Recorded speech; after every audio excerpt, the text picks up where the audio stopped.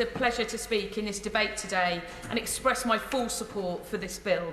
And I welcome the swift action of the ministerial team in bringing forward this vital legislation, which is the most significant package of reforms to the private rented sector in over 40 years. And as a Member of Parliament for Luton South and South Bedfordshire, housing is the issue that I am most frequently contacted about. And with just under 35% of homes in my constituency privately rented, the issues tenants are facing in this sector are very familiar to me. Everyone deserves the dignity of a safe, secure and affordable home. But lack of regulation and protections for tenants in the private rented sector means this is not currently the reality for many. Rental discrimination for tenants who are in receipt of benefits or have children is common practice. So I'm pleased that this bill will make it illegal for landlords and letting agents to discriminate on this basis and give local councils strong enforcement powers to tackle these unlawful practices. Mortgage lenders and insurers will also no longer be able to impose restrictive discriminatory terms. A significant rise in Section 21 no-fault eviction notices over the last year has further highlighted the precarious situation many renters find themselves in.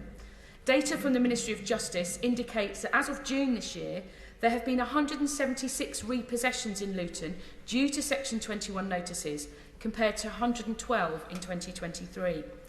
Across the country, we see a similar pattern unfolding, with over 32,000 no-fault eviction claims submitted to courts across the country in 2023-24, the highest figure since 2015-16.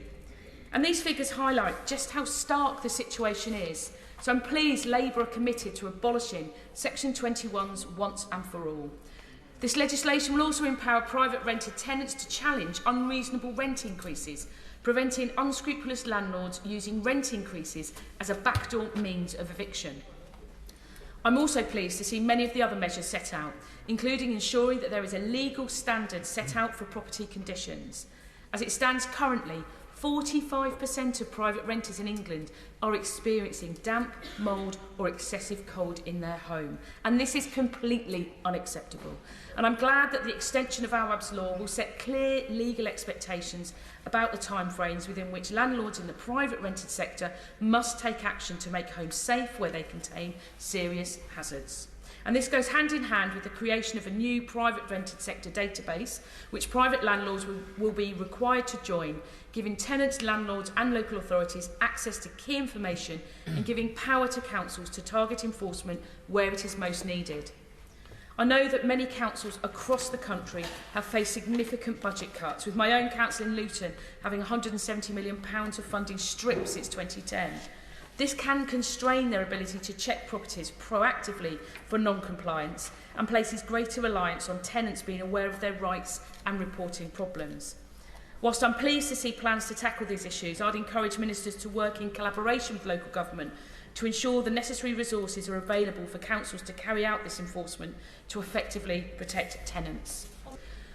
This bill is not designed to villainise good and responsible landlords, but to give renters much greater security and stability so they can stay in their homes for longer, build lives in their communities and avoid the risk of homelessness. I look forward to working with ministers to deliver this and make the private rented sector safer and more secure for my constituents across Luton South and South Bedfordshire and indeed across the country.